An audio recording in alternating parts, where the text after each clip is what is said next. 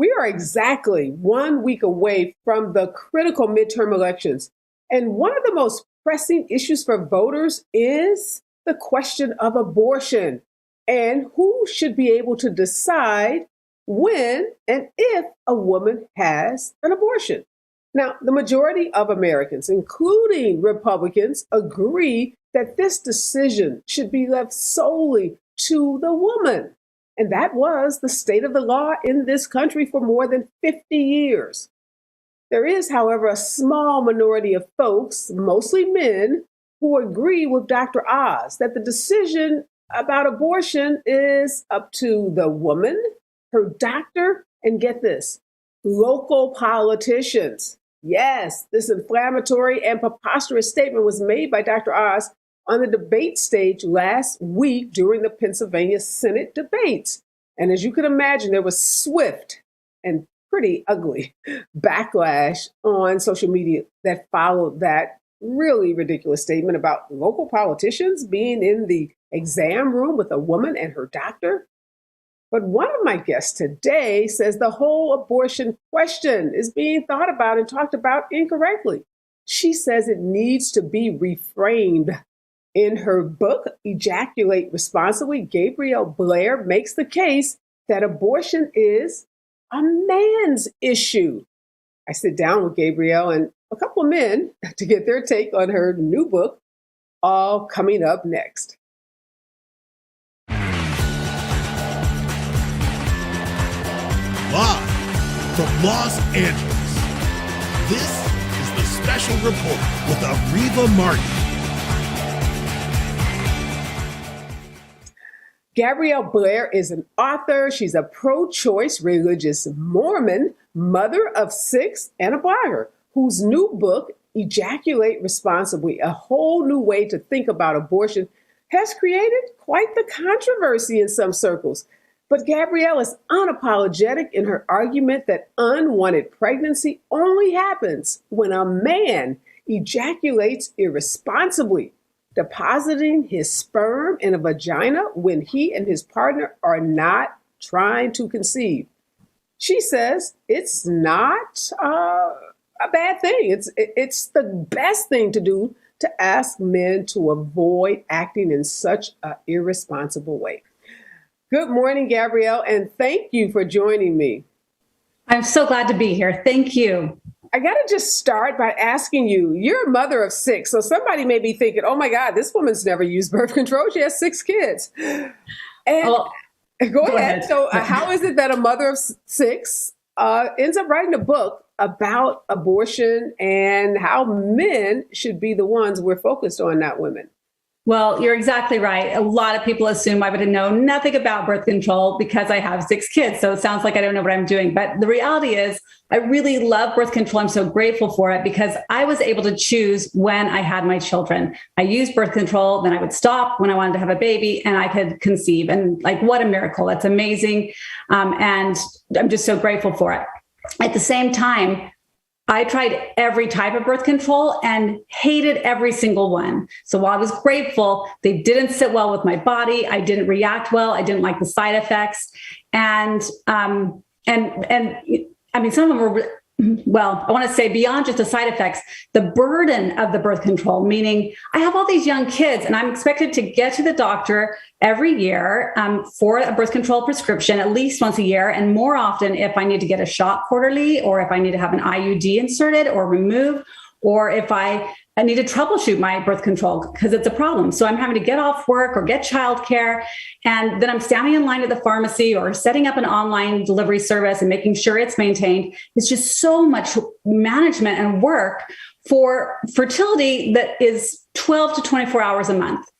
And as I started pondering these things, that's when I set down some notes and eventually wrote a Twitter thread with some of these ideas that developed into a book. Let me ask you this, Gabrielle. How much, if any, did the decision, the overturning of Roe v. Wade, how did that impact your decision to even write this book? Well, interestingly, I wrote the original ideas in fall of 2018. It was when Brett Kavanaugh, or Justice Kavanaugh, was being vetted for the Supreme Court. 2 years later, as the lockdown began, I started writing a book proposal. I did not imagine at that time that Roe could be overturned. And I know many people predicted it. And maybe I'm just, was an ostrich with my head in the sand or something, but I just couldn't imagine they could really overturn it. And so I didn't know. I mean, I had no idea as I wrote the book proposal, as my agent started selling it to publishers, that this is what was going to happen. But it was actually overturned before the book went to press. And I was able to acknowledge that it was overturned in the book and write about that a little bit and mention it here and there. It wasn't even real to me. I could not believe it. So it didn't really affect the contents of the book. Right, it had already started before the decision came down. That's right. But I imagine that what perfect timing to be having this conversation in this moment when women who had this absolute constitutional right for 50 years are stripped of this right. And you have men like Dr. Oz saying that decision about our bodies should be made with local politicians. I was watching that debate and I almost fell out of my chair thinking, what? Has there ever been a statement made like that about men and their health, that a local politician should be in the exam room when men decide, get their annual prostate exam and, the fingers go up digitally in the butt? Is a local politician sitting there? I was just flabbergasted. So Thank God you wrote this book in this moment because we need it. Well, I agree. And it makes me really, really infuriated when I think about it. I see, just like you, man after man grandstanding about abortion. It's often politicians. And it's so clear that they're not serious about this at all, that they're ignoring this key factor that is determining all unwanted pregnancies. They're ignoring irresponsible ejaculations from men. And by ignoring it, it's causing a huge problem for women. It comes at such a heavy cost for women. And when men could easily avoid this by ejaculating responsibly, it's infuriating. We should all be infuriated about it. Let's start there. Let's just jump into this book because I love it, first of all. So congratulations on writing it, for having the courage to say the quiet part out loud, that I'm sure many women like myself, talk about this with our daughters, have been thinking about this. But you lay it out in pretty plain language. So when you say men should ejaculate responsibly, what do you mean by that? Well, all unwanted pregnancies, my main premise, all unwanted pregnancies are caused by irresponsible ejaculations, meaning if a man puts his sperm near or in a vagina when the couple is not trying to conceive, he can potentially cause a pregnancy. And it's not a hard thing to avoid. This is like this tiny little target. He can put his sperm anywhere else in the world except near her egg. So we're not asking him to do something difficult. We're not asking him to have less sex, have less pleasurable sex. We're just asking him to be mindful that his sperm can cause pregnancy and to take responsibility for that, which could mean using a condom, which could mean getting a vasectomy, or having sex that, again, a form of sex that doesn't bring his semen near her egg. Like that's all we're asking. And most times a woman has sex, she cannot conceive. Her egg is not fertile.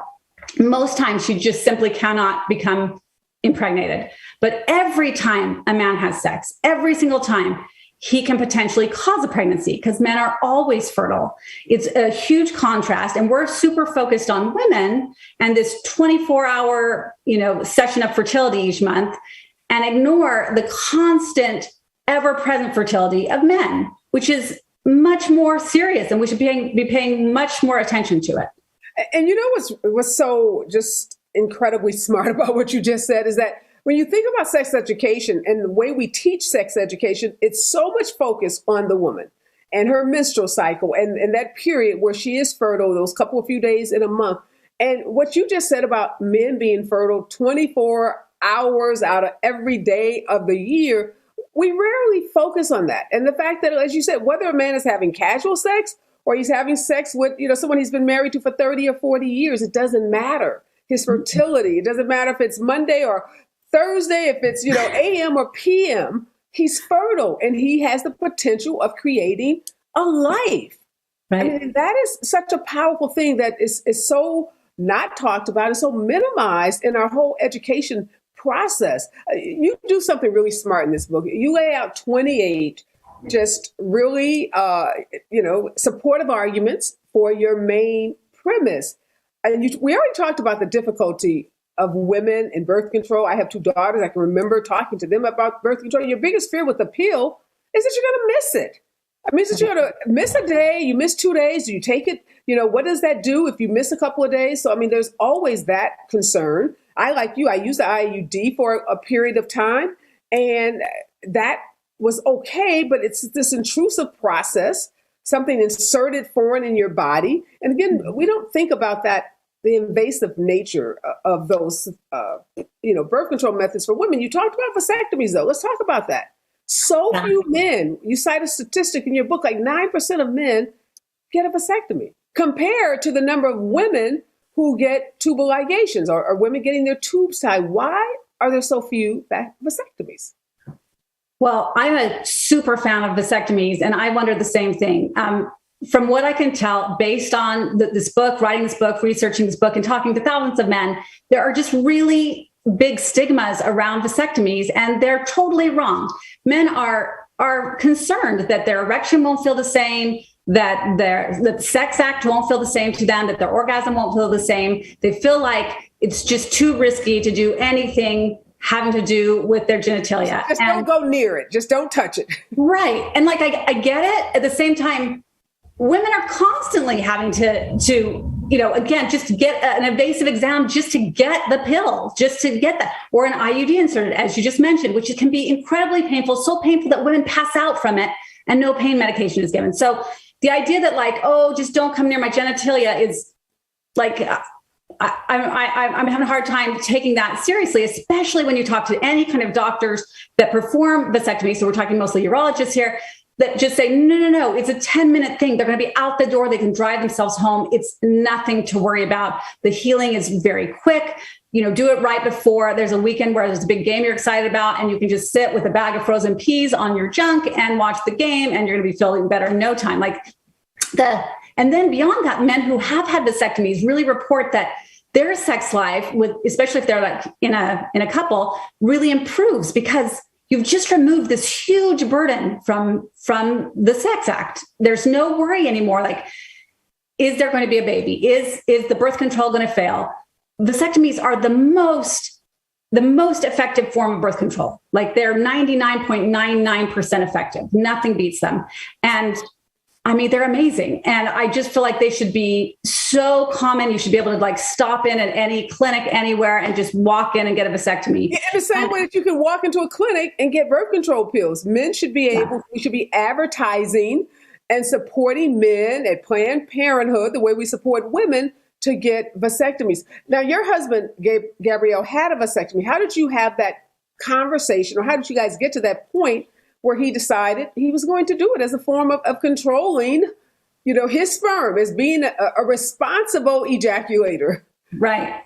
So I had just had baby number 6. We knew we were done. We were like, okay, I already knew I had tried every form of birth control and, again, did not like them. So I sat down and said, hey, I've been taking care of birth control. I've been doing the birth control work, the pregnancy prevention work, from the moment we got married until now, like from the moment we were sexually active till now. You can take a turn. So what are your options? You've got condoms or you've got a vasectomy. What do you think? And he's like, I'm going to do a vasectomy. And I don't remember a lot of hesitation on his part. But I do remember the huge relief when the procedure was done and you can confirm the vasectomy. They can confirm that there's no more sperm in your semen. And I mean, what a huge relief that I did not have to manage the birth control, which was so much management, either daily or monthly or yearly. And I just didn't have to worry about it anymore. It was amazing. Gabrielle, how would you recommend a woman who's in a relationship with a man and they've had, the kids that they want to have, they're not interested in having more children? What advice would you give her in terms of broaching that topic if her man doesn't come forward and broach it himself? If he doesn't step up and say, honey, I think I'm going to get a vasectomy, so I'll take on the responsibility of pregnancy prevention. How would you advise a woman? Well, I do want to acknowledge I'm getting lots of messages from women as this book is being read saying, I felt guilty about asking my husband about a vasectomy, but having read your book, I feel more empowered and I'm going to ask him. And these stories just make me cry because the women will describe how they've suffered using this birth control and dealing with the side effects. And these are women who've had pregnancies and childbirth, which is so hard on your body, just the hardest thing you can do to your body. And here they feel guilty asking their husband for a vasectomy, anyway. So that's just really, really disturbing. And I think what I would advise a woman to do is, the men don't want to hear it from me. I'm a middle-aged lady. Like, what do I know about vasectomies? I don't have a penis. I'm not going to get a vasectomy. So I don't get to lecture them. And I understand that. But talk to any of their friends who have had a vasectomy, and you can know who they are because you can ask their wives and ask the husband to say to your husband, I'm not saying this clearly, ask your friend's husband to talk to your husband to say, hey, why haven't you had a vasectomy? That's insane that your wife is still having to deal with this. You're done having kids. It takes 10 minutes. Go get this done. And if they hear it from a peer, and if they need reassurance, they can call their doctor. But if they hear it from a peer, they're much more likely to embrace this, especially if there is a little bit of guilt there where a friend is saying to them, you haven't had a vasectomy? This is irresponsible. Go take care of this right now, and kind of presents it as the real man thing to do is to have a vasectomy. That's how to be a man. Yeah, I love that in terms of getting what I'll call a trusted messenger, right. Someone that this guy is most likely to listen to rather than a woman. Let's talk about some other points in the book. One of the point 10 you make, which I think is, again, really poignant. Don't mind if women suffer as long as we make things easier for men. And I'm thinking of that in the context of a condom, right? Because you hear lots of men say they don't want to wear a condom because it's not comfortable. It somehow lessens the orgasm, or it makes that whole intimacy experience less pleasurable for them. Mm-hmm. How do we debunk that myth and again, shift the paradigm where it's not just about your comfort, dude. It's about that dangerous fluid that you have that can create a baby that you or I don't want. Right. I do get really hopeful about this part of the conversation because I've talked to so many men, and the ones who have actually used condoms enough that they practice, they get it. They will report that sex with a condom, sex without a condom, they don't even feel a big difference. If there's a pleasure scale and 10 is sex without a condom, they're like, with a condom, it's still 9.5, 9.8. They just don't even notice a difference. So some of this is just education, meaning, do men know how to find the right size? Do they know how to find the right material? Are they having an allergic reaction? That's part of the issue. Do they know how they want to lubricate it? Some men like to lubricate inside the condom and outside the condom, and that seems to help. You got to kind of figure it out. But women also have to figure out our birth control. So I don't think that's a big ask to ask men how to use, learn to use condoms. And that can be taught. So that's really hopeful. I think we're having some of the same stigma issues that we have with vasectomy. There seems to be this really harmful myth that there's sort of a conquest. If a man can convince a woman to have sex without a condom, that somehow that's an achievement. And of course, that's just super wrong and harmful. The idea should be, I would never risk my partner's life. And you really are, a pregnancy is, you're risking someone's life. If you impregnate someone, you're risking their life. And beyond that, condoms are the only birth control that can protect from sexually transmitted infections. The pill can't do it. The IUD can't do it. The ring can't do it. The patch can't do it. Nothing else but a condom. So the idea should be, I'm just going to protect my partner no matter what.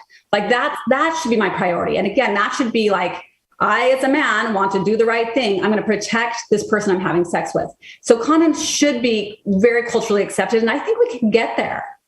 Yeah, no, it's kind of interesting when you think about where condoms are in stores, and even when people are buying them, there's all this stigma and mystery attached to them. Oh my God, he's buying a condom. When we should be having them in bowls, like we have candy, out on, when you walk into an office, you can pick up a peppermint, you can pick up a condom, and women should be saying, look, I value my life and I value yours. I don't want you to give me anything. I don't want to give you anything. I want us to have sex. Everybody get up from this bed and be healthy and go on about their lives, not worrying about a life being created with someone that maybe you don't want to have children with, or a disease being transmitted. Let's talk about other forms of birth control, because Gabrielle, you remember back in 2016, there was a study for male birth control, and men said, look, we don't like the side effects. So that movement was pretty much canned because men didn't like the way the birth control made them feel. Yeah.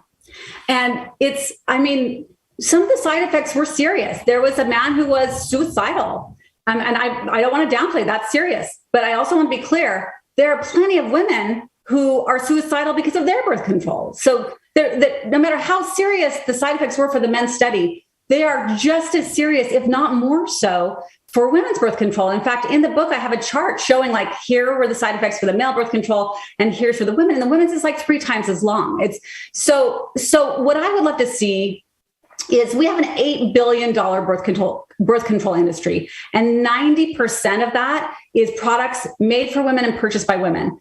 If we could move a chunk of that over to research for male forms of birth control, what else can we come up with? Is there a new form of vasectomy that's like some kind of mini clip that they can put on and remove? You know, I'm being obnoxious here. The point being that they didn't like the side effects, so they stopped. Versus, let's try harder. Let's go back to the drawing board. Let's go back to our laboratories and figure this out. There are lots of drugs that have side effects for diabetes or hypertension. We don't stop making drugs. We just improve the drug. We don't abandon the study.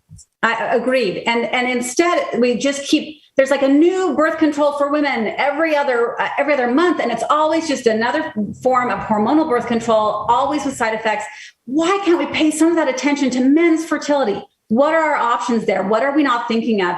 And we just don't do it. And it's just a given in our culture that women are going to do the work of pregnancy prevention. It's just expected. And honestly, women expect it. Like, women expect it, men expect it, the whole culture expects it. We've never questioned it. I feel like my book is the first book to say, hey, this doesn't make sense. Why are we so focused on women here? What about men's fertility? And I'm not angry at men about this. How could I be? They weren't taught this. I wasn't taught this. None of us were. Well, no, you're right. I mean, in our patriarchal society, there's so many things that we as women buy into, just accept it as a given. We don't question it. And then someone like you writes a book and it makes us say, you're right. I'm thinking about the pill with young girls, all the fear around getting cancer.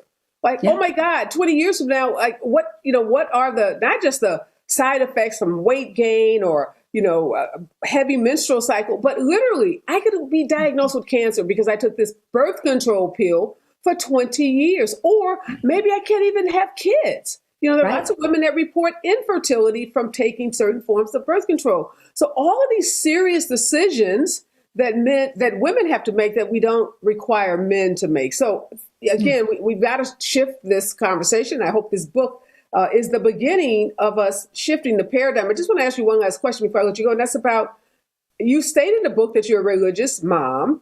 And we know that oftentimes it's the religious right, it's the Christian conservatives who are anti-abortion, anti-contraception, and I would imagine anti this notion that men should have any responsibility with respect to their ejaculation or where they place their sperm. So what has the response been from your religious community with you speaking so openly about, just this whole process and about being pro-choice? Well, so surprisingly positive. Like, it could have been bad, but in fact, there are 2 big newspapers in Utah, which is, the seat of Mormonism, and one of them is called Deseret News, and it's owned by the Mormon Church, and they wrote a very positive article about the book just last week. So that's terrific. And honestly, the idea of saying, hey, we want to raise responsible men, that's not a foreign idea in these religious communities. So that's really, that works really well with what I'm teaching here. But I also want to say, I do appreciate that people are going to make assumptions when they hear that I'm a Mormon, when they hear I'm religious, when they hear I have 6 kids. They're going to make assumptions. They're going to assume I don't know about birth control. They're going to assume I'm anti-abortion. They're going to assume I'm probably a Republican, and none of that's true. And but I know they're going to make those assumptions, and so I try to use that fact as a way to open up these ideas or get these ideas in front of people who wouldn't agree with me politically. And I think it has worked. I've heard from a lot of different readers who have shared this with their conservative, anti-abortion, relatives, and encouraged them to read the book. And they've, maybe begrudgingly did it, but then come back and say, hey, I actually agree with this. I actually agree with these ideas. And that is delightful to hear. No, that's absolutely delightful, and I'm glad you are breaking, stereotypes. You, like you said, people will make assumptions about you just because of some of your life choices and some of your beliefs. But it just goes to show you can be a woman with 6 kids, you can be Mormon, you can live in Utah, and you can still be pro-choice. Talk to us, Gabrielle, about men in this fight. You've said that men can decide to ejaculate any place other than next to where they can impregnate a woman. What else do men need to do to be responsible as we think about sexual relationships and the creation of children? Well, I really, really hope men will not only want to ejaculate responsibly themselves and take that as just like as something that they just are committed to personally, but it's something that I want men to talk to other men about, because as I said, men don't want to hear it from me. And I get that. But if men can talk about it, that's great. If men figure out how to use condoms that they love and can say, hey, have you tried this? This is working well for me. How are you handling this? If this was a common topic that that men felt like they could talk to other men about, that would be huge. And kind of demand this kind of responsibility from the other men in their lives, from the, can they raise their kids so that their children are demanding this kind of responsibility from themselves or from their partner? I mean, that's great. And I really need men to take part in this conversation. And I know men often say they feel like they can't participate in the abortion conversation, in which they shouldn't be passing judgment on what women should do with their bodies, but they can absolutely participate in this part of the conversation, which is, hey, what if you didn't cause the pregnancy in the first place and we didn't ever need to worry about an abortion because you had ejaculated responsibly? What if we focus on that? And I think if men are talking about that and really holding politicians accountable, any politician that's bringing up abortion, if a man is saying, hold up, what kind of legislation are we suggesting for irresponsible ejaculations? What should we be doing there? And if even if they're not serious, even if it's just to point out the hypocrisy of what's happening in these abortion conversations, that would still be super helpful and effective. Yeah, great points. And you have some sons in that nice big 6 children family that you have. Yes. When, what age, and how are you going to start teaching your kids? Because I think one of the things that we as parents need to do is we shouldn't wait till kids get to school to learn this. We should be talking to our sons about responsible ejaculation in the same way we're talking to our daughters about how once they start their menstrual cycle, we start telling them about how important it is, right, making choices about interaction with boys. So what age are you going to start telling your sons how to ejaculate responsibly? Well, we start at our house. We started our sex ed conversations when the kids were like 7, 8, around then, unless they had questions earlier than that. And then we try to make it a regular topic. We try to just make it so. It was hard for me the first few times to talk about it with almost like an emotionless face, so I wasn't blushing or getting uncomfortable, and try and talk about it so plainly over the years that they feel like they can come to you with any question, that if they learned a new term, that nothing's going to shock me. They can say whatever they want. I'm not going to be like, oh, don't say that, or we'll talk about it later. I just want them to be able to talk to me about whatever it is that's on their mind. So that's one thing. But the other thing is, Gabrielle, a lot of parents struggle with this. When you talk to your kids, are you using penis and vagina? Because, we come up with these little wee, and we come up with all these little nicknames for our genitals to talk to kids. Are you just, with a plain face, like you said, not blushing yourself, using the biological terms for these body parts? I am. I'll say, I try to say penis and vagina. And that's one of the reasons I like the word ejaculate. It's such a technical scientific word. It's the least sexy way to talk about sex, which is great. And I think, current events are going to they continue to force parents to talk about this stuff. When Trump said, you can grab them by the pussy, now all of a sudden there's little kids going, he's talking about a kitty cat. What's he talking about here? And that's an opportunity to say, oh, there are lots of words for vagina. Here's lots of words that people use. And some of them are considered bad words and some are fine words, and you kind of walk them through all this stuff. And if you can just say it plainly and they don't have to be scared of it, That's great. And they feel empowered and they understand what's happening. So that's a huge part, is just talking to your kids. But I want to also tell you that I specifically wrote this book as, family friendly as I could. I use plain language. I don't get academic. Anytime it was even starting to feel academic, I would edit it out. Like, I just want this to be so approachable. And every one of my kids has read this book. We have read it as a family. You can definitely read it with your kids. And if you're worried, it's a fast read. So you can read it first and then see, maybe certain chapters you're not interested in sharing with your kids. That's fine. That's up to you. You know your kids. But I think there are tools out there like this that can help you have a really plain conversation, and take advantage of those, and take advantage of the headlines. This stuff is in the news. Abortion is in the news constantly. Let's talk about it really plainly and let your kids, understand the issue. And reading this book with them will go a long way. I want to add to the conversation now, Gabrielle, Mel Feet. Mel is the founder of the National Center for Men, and he advocates for men's equal rights. I have a hard time saying it because I don't know what equal rights men don't already have, but okay, Mel. Good morning. Thank you for joining. So, Mel, you listened to Gabrielle. I hope you pick up a copy of her book if you don't already have it. But what do you think about this notion that men should be more responsible with respect to where they put their sperm and how they ejaculate? Yeah, well, good morning. I have no quarrel with people being responsible sexually, and I also think it's fine to develop better ways for men to use birth control. So let's talk about responsible sex, because that seems to be the question. If a man and woman talk to one another before they have sex, which is what I think they should do, and they discuss what they want from their intimate relationship, and if he says to her, I'm attracted to you, I want greater intimacy, I want a sexual relationship, but I do not want to be a father. I do not want to make a baby with you.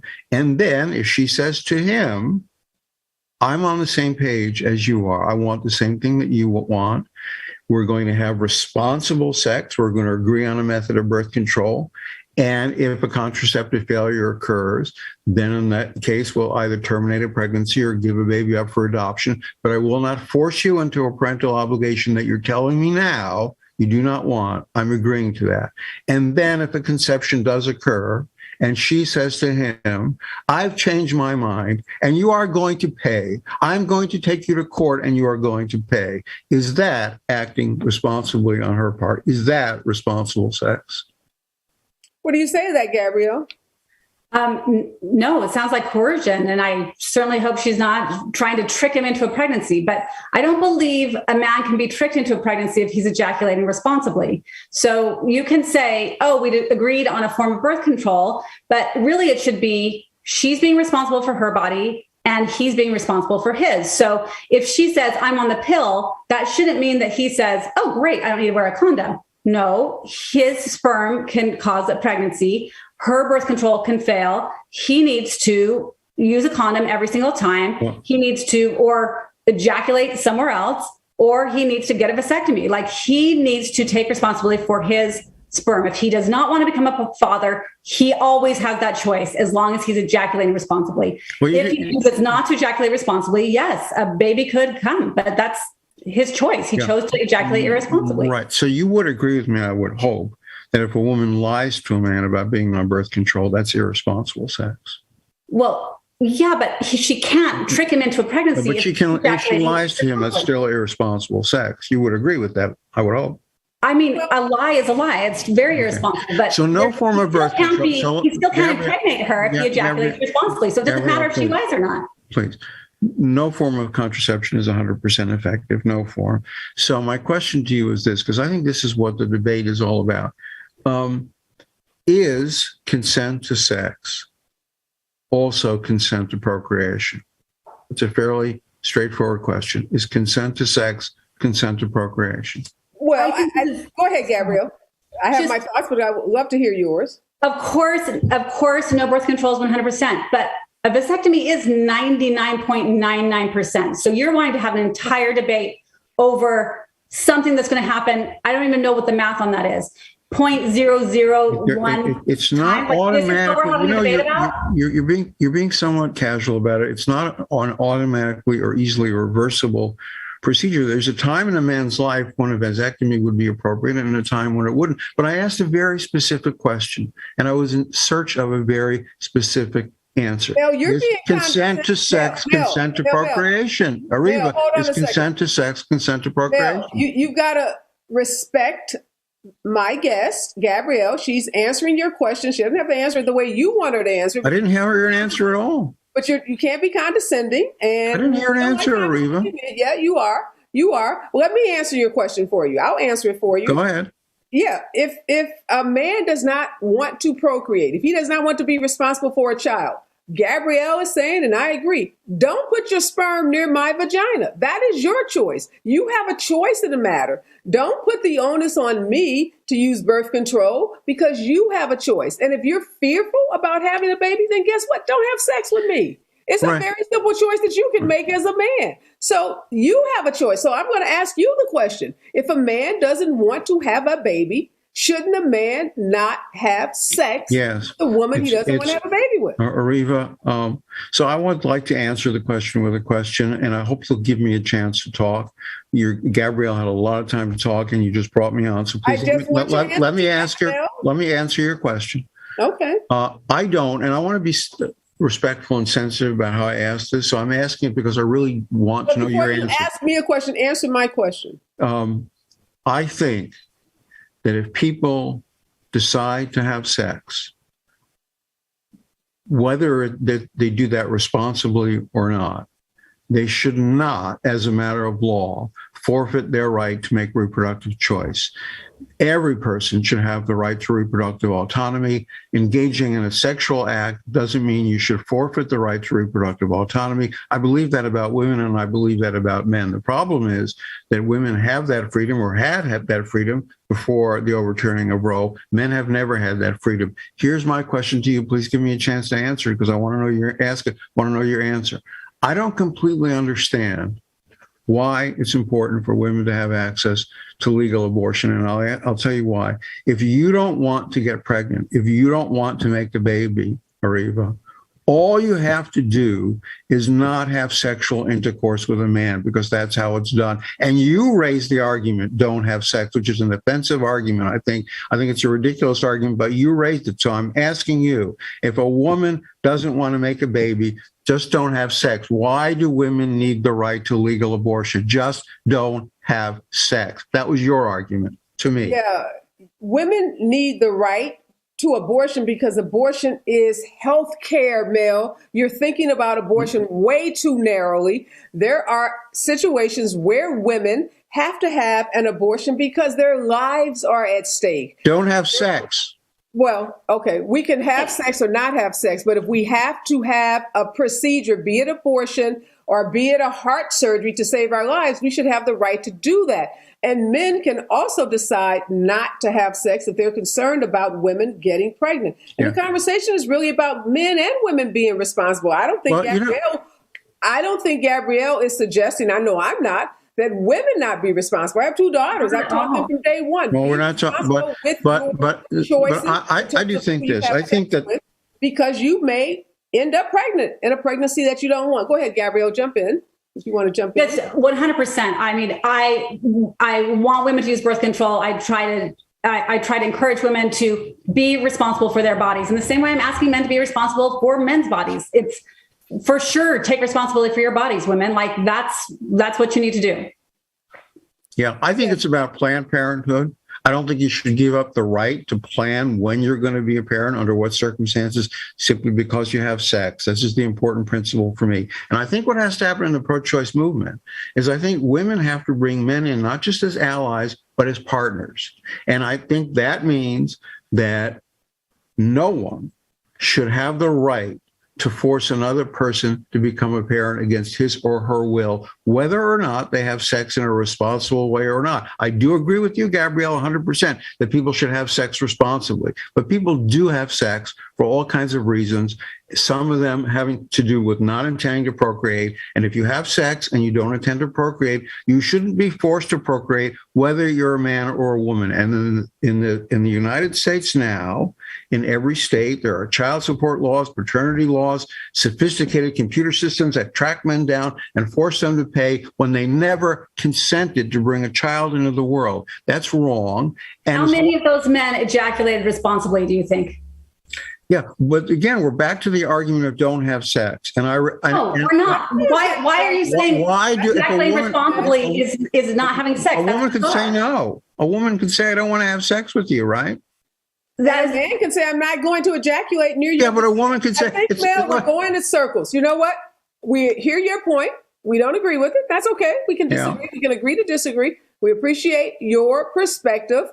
We don't agree with your perspective. I understand that. So I appreciate you coming on, appreciate your perspective. There are lots of men who think like you, which is why we have men in state legislatures around this country enacting laws preventing women from having abortions because they, like you said, don't think women. But Areva, I just want to be clear. I want to go in a different direction. I'm going in a direction where both men and women have reproductive choice, where no one can force another person to procreate against his or her will. That's the direction I want to go. I'm not sure you heard me, that you listened to me, but I'm going in a direction that's shared reproductive choice. We hear you, but we do not agree that you, the man, should tell me what to do with my I haven't said that. Okay, but when you say that men should have some say over whether we carry a baby to term. I haven't said that either. Well, you haven't listened to what I've said. Okay, well, I think you have said, and you've been pretty clear that you're not pro-choice. You did say that. I am pro-choice. Again, you're not having listened to. I spent 15 minutes making a pro-choice statement throughout. I am pro-choice for women and for men. Why do you have trouble understanding? So you disagree with the overturning of Roe v. Wade? I do disagree, but I want Roe. We brought a case 16 years ago called Roe versus Wade for men. And I said at the time that if women don't bring men into this movement, they will weaken the movement and Roe will be overturned. And I was sadly right about that. If women brought men into the movement as partners together, it would be a stronger movement. Do you agree that we should have now a national piece of legislation that codifies Roe v. Wade, giving women the right to abortion? I think we should have a national piece of legislation that codifies reproductive choice for men and women both. Okay, well, I think we're partially in agreement. So appreciate you joining me. Thank you so much, Gabrielle. Any last points you want in terms of what you want to take away from your book to be? Anything that you want people to know about why they should get this incredible book, Ejaculate Responsibly, A Whole New Way to Think About Abortion? It's short, it's entertaining, you'll love it, and please ejaculate responsibly. I love it. Thank you so much, Gabrielle. Thank you, Mel, for joining me. Thank you. My next guest is Paul Winokur. When Paul is co-founder of Dads on the Door, he mobilizes dads around reproductive freedom in Minnesota, and he considers himself a pro-choice dad that gets pro-choice candidates elected. Good morning, Paul. Hello. Thanks for having me. Oh, thank you. So, Paul, we've been having this conversation this morning about men, making responsible choices in terms of how they ejaculate, and men joining, as Mel said, this movement and being partners in the pro-choice efforts that are afoot around this country. What does that mean to you for a man to be involved in the pro-choice movement? Well, I think the number one thing that when we started Dads on the Doors was, how do men protect the women's and our children's freedoms to do what they want with their own body? That's where we really started this effort to say, we need to protect people to the human right of doing with what your body, with what you want to do. And that's where the start of it became. And, we're doing it as dads because many of our daughters are 4 or 5 or 16 or 18 years old, and they haven't really had the freedom to activate this freedom, to participate in the freedom of their own choice of their own body. So that's really where we're starting at this with our efforts. Wow. Okay. So what's the response you get from most dads when you try to get them engaged in this process? So what we kind of made the premise of is, we're dads. when our kids were born, we were like, we'll do anything for our kids. And one of the things we're going to do is protect the right to make their own decisions.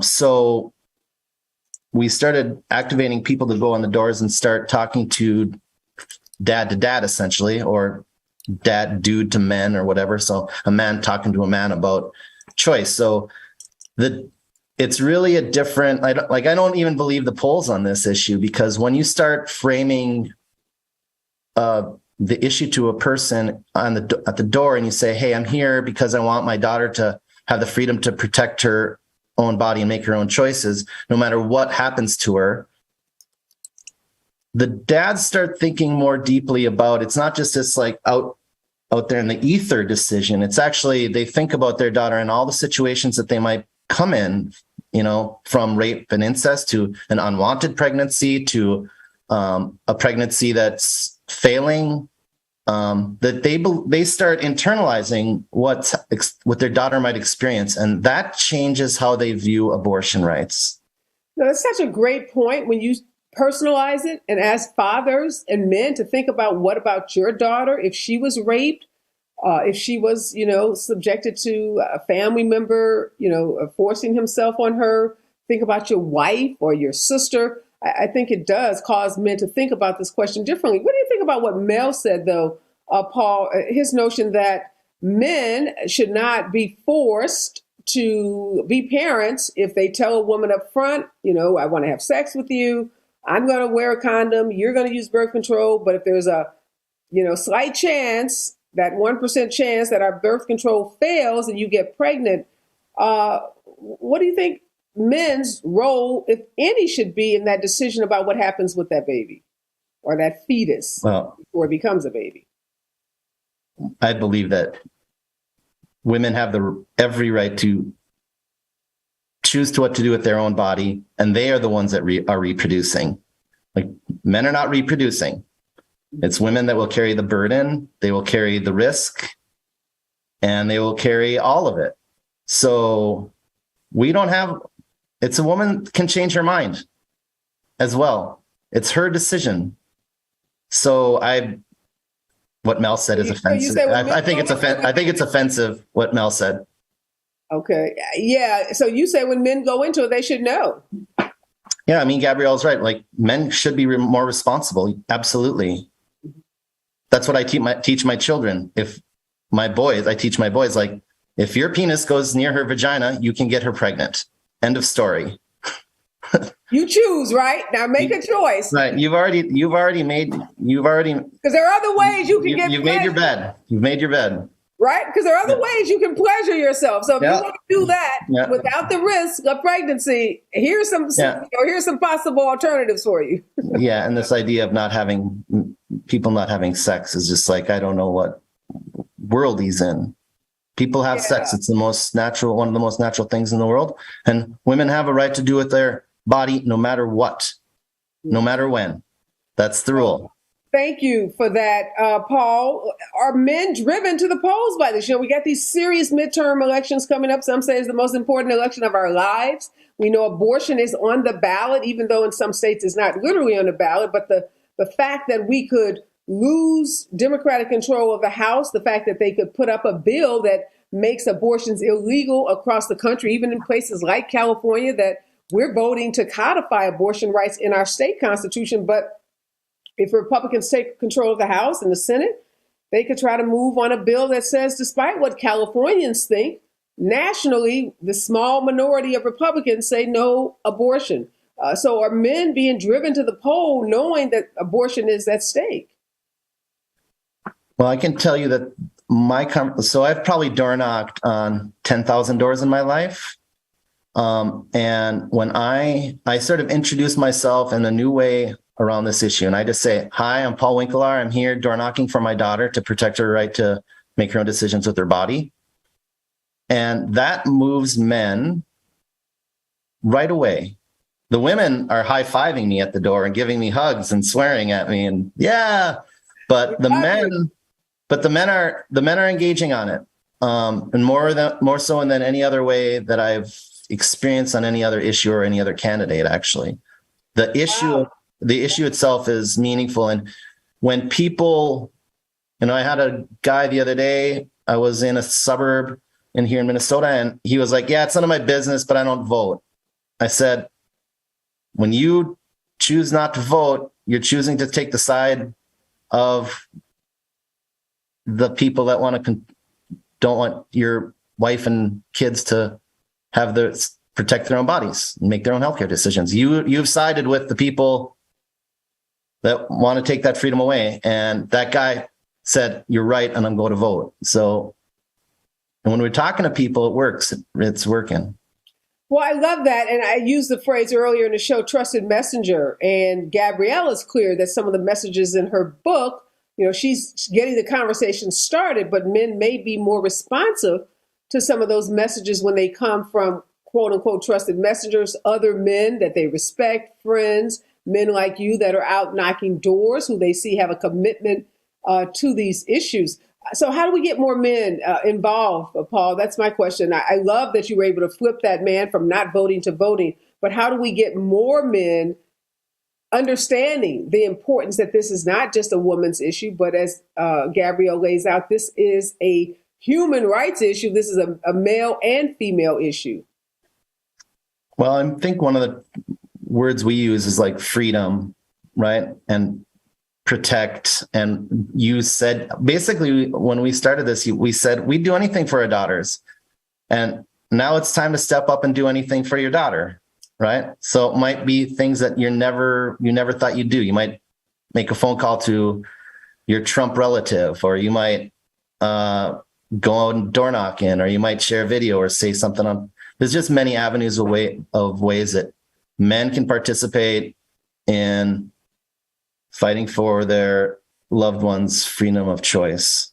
Well, I know you have a website, Dads on the Doors, that you make recommendations for pro-choice candidates. So I encourage everyone to go to that website. My daughter's actually president of a reproductive justice organization at Columbia Law School, and they are helping other college students, make sure they vote, one, but two, that they also understand who those pro-choice candidates are. So I'm going to tell her also to take a look at that website, because a lot of college kids who are, been busy studying or partying or whatever college kids do may not know who those pro-choice candidates are. And we want to make sure that they do, so that folks understand that abortion is on the ballot and abortion does touch their lives, even though they may be a man or they may be a woman that's in her 60s or 70s and not thinking about having kids.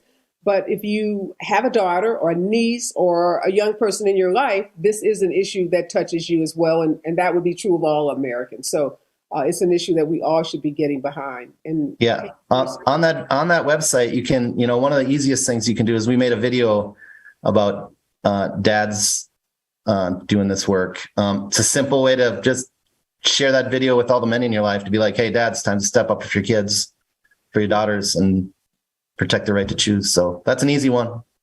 Well, thank you so much. Again, it's dadsonthedoors.com. You can go there and find this video that Paul is talking about. You can also find the pro-choice candidates that you should be hopefully voting for in this election cycle. And by all means, thank you, Paul, for getting that man to understand he must vote. Voting is critical. That's our power. That's our voice. That's how we have a say in our democracy. That's how we're going to save our democracy. So no matter, how you think about the decision about abortion, just make sure you voice that decision by voting. Thank you so much. Really appreciate the work that you're doing. Appreciate everything that you're doing in terms of getting dads engaged in this fight. We know this abortion issue, too, is not just about, procreation. It's also an economic issue. And there have been so many candidates talking about the economy, but the economy is tied into this abortion issue as well. We heard Mel says, oh my God, some states are tracking men down to take care of their kids. Oh, what a novel idea. Okay, right. Oh, you should take care of your kids, right? Instead of buying like a fancy sports car. But it is an economic issue. And again, if you're a man and you don't want to pay child support, you should be first in line at the polls voting for those pro-choice candidates. So again, so many reasons to be engaged in this election cycle. Again, thank you, Paul, for sitting down with me, and keep knocking on those doors. We need you. Appreciate it. Thank you, Areva. I want to thank all of my guests this morning. Love, love, love Gabrielle. Love her book. Make sure I'm thinking of like all the young men in my life that I want to buy this book for, all the older men in my life I want to buy this book for, all the women in my life that I want to buy this book, Ejaculate Responsibly, for, because I think we do need to shift the paradigm. We need to shift the discussion in this country about the way we're thinking about abortion. This isn't just about women. And 90% of all birth control products are for women. My God, what an imbalance of power. And this patriarchy is no joke, and fighting it is no joke. So again, I'm so incredibly proud of, and, bravo to Gabrielle for taking it on. It's not easy fighting the patriarchal structure. It's not easy fighting the status quo, but this is how we make progress. This is how change happens. And there's no reason in the world that there shouldn't be more birth control products targeted for men. There shouldn't be more research on how we make those products safer for both men and women. And there's no reason in the world that men should not bear as much, if not more, responsibility around childbirth as women, particularly since they have what Gabrielle says is that deadly fluid called sperm that can be used for good and create wonderful, beautiful children, or can be used in a way that creates a lot of misery and pain for both the woman and the man. So really simple. Have sex. Have as much as you want. Enjoy it with whomever you choose, but just be responsible. And that means both the man and woman using birth control, using condoms, using those things that are going to help them have control over their bodies. And again, if in doubt, man, you're meeting a woman and you don't really know if she's on birth control, don't ejaculate near her vagina. Because if you do, you're taking the risk that she might get pregnant. And yes, in this country, if she gets pregnant, you are responsible for that child, because the child didn't ask to be brought into this world. And when the woman and man decide to have sex and she gets pregnant, guess what? Both of you are responsible for that kid. And that's the way it should be. Those are my words to live by. Be responsible, both men and women. Be safe out there. And remember, we're all in this together.